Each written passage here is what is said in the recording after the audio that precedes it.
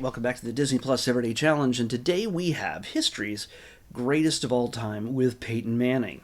And believe it or not, this has nothing to do with football, nothing directly. It's nothing about sports, technically. There is one episode of this 8-episode season that was launched in 2023. It is originally aired on the History Channel, but Disney Plus has it now because they're just getting all sorts of new documentaries. We don't need more. I've seen all the documentaries, except for like 80 of them. There's still 80 or more that I have to see. These are each about 40 minutes long each, and I chose one out of these 8 that I wanted to watch the most. I didn't watch all of them, obviously. One gives me the gist of it, and I chose what I enjoyed most, and I chose the toys episode. So, toys, collectibles, things that, you grow up with. You can't tell from behind me. Yeah, I'm a pop culture geek when it comes to toys and collectibles and things like that. So, it made sense. The other episodes that are involved in this or top stadiums. That's the reference I was making. That okay, Peyton might have some major interest in this because he's played in a number of stadiums over his career. And whether you like Peyton or not, or whether you liked the Broncos or you liked his the teams he were on, or whatever, whether you liked him as a quarterback or not, it doesn't matter. He's just a face. He's just a face. He's talking. He's friendly enough, and you can enjoy it for the historic aspect and the topics that they share. You don't have to boycott this because you don't like Peyton or something.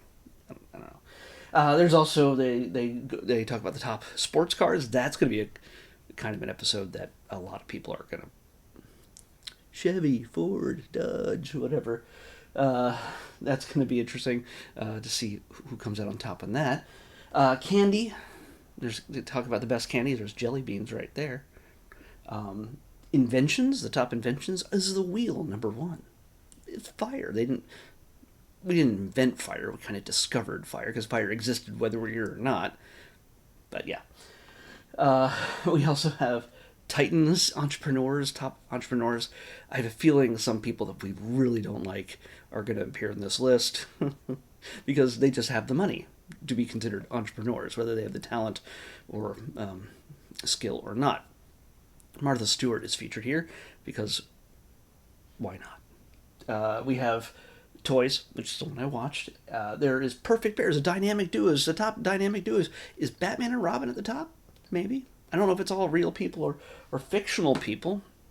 So, yeah, we'll have to see. What they do, each of the episodes, Peyton just basically introduces the topic, and, he's just reading a script and introducing a topic.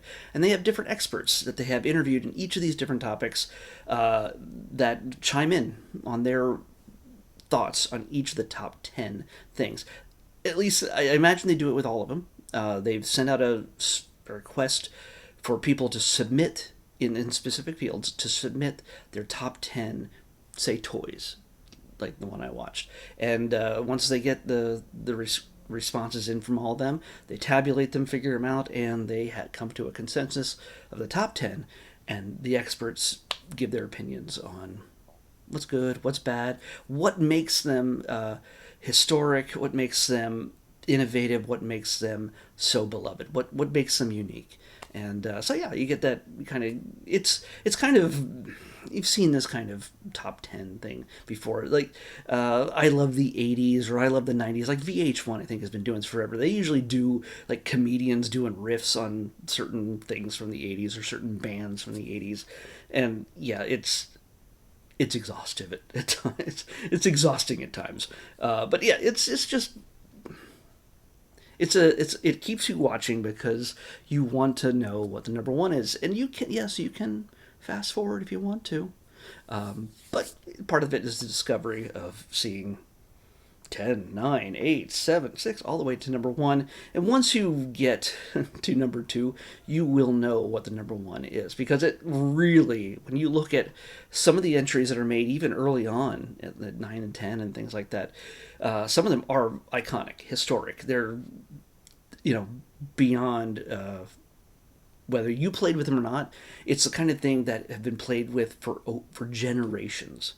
You're not going to find fidget spinners, or you're not going to find Labubu's. You're not going to find Labubu's on this. Because, of course, this is only 2023, and I'm sure they'd make it if they released this kind of countdown now. Uh, so yeah, no, it's a it's a fun little way to watch each of these things if you have interest in one of these things, and you are certainly, if you're interested in any of these topics, and yes, you will certainly not agree with a number of choices, but you can't disagree with the impact each of these things had within that topic. And again, I can only talk to the toys because that part I know best. And I absolutely agree with the number one choice and the number two choice. It's and everything else is up for grabs. And there's a lot of stuff you're gonna be like, oh, why wasn't that included? Part of me would say, oh, Star Wars figures, because they were a big deal, part of my youth. But Star Wars figures, well, they kind of focus on the original action figure as one of the top 10 entries. Where it lands, you'll have to see, but kind of the original action figure that was more marketed towards boys. Star Wars was not in that, but those figures were influenced by that toy, and then Star Wars influenced that toy later in its evolution. So, yeah. And Star Wars does figure in also as a big influence in the number one spot as well. You can probably guess, if you know anything about toys, what I'm talking about. But I'm not going to reveal it. They do have honorable mentions at the end. They mentioned just things that some of the experts were like, oh, what about the Easy Bake Oven? Or about My Little Pony? Or things like that. So, those didn't make the top 10, but you could argue that some of them could have made a spot if this was a top 20, top 50, top 100. It'd be a really long show. And I don't think even Peyton could stand to read the script that long. Just like, here we are at number 98. No. So it's I think it's fun. It's like I said, if you're not into everything, or you're not into sports cars or whatever, or dynamic duos, just pick the thing you're interested in. Toys did it for me. So definitely something worth checking out. It's good, silly, fun. That actually, yes, it might frustrate you, or it might make you realize, oh my gosh, yes, that toy. I forgot about that toy from when I was a kid. People my age, let's say, might forget what toys they played with as a child, and then get very much reminded at this moment by this show, or that one episode. But yeah. All right, let's pick tomorrow's episode. 79.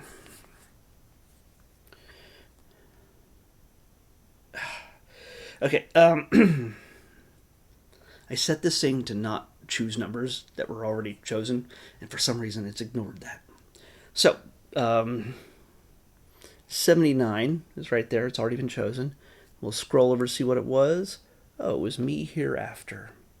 That was episode 2060. Yeah, okay. Let's pick another number.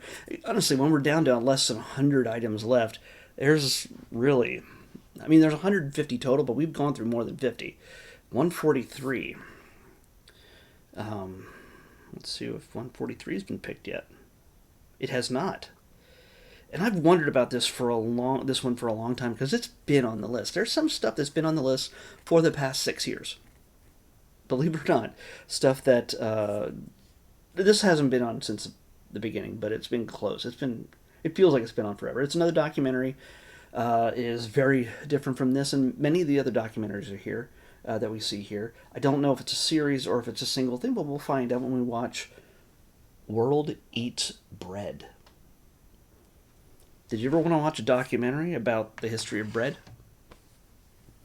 Here's your chance. It's on Disney+. World Eats Bread is what we're watching next on the Disney Plus Everyday Challenge. I'll see you back here tomorrow with that. Bye.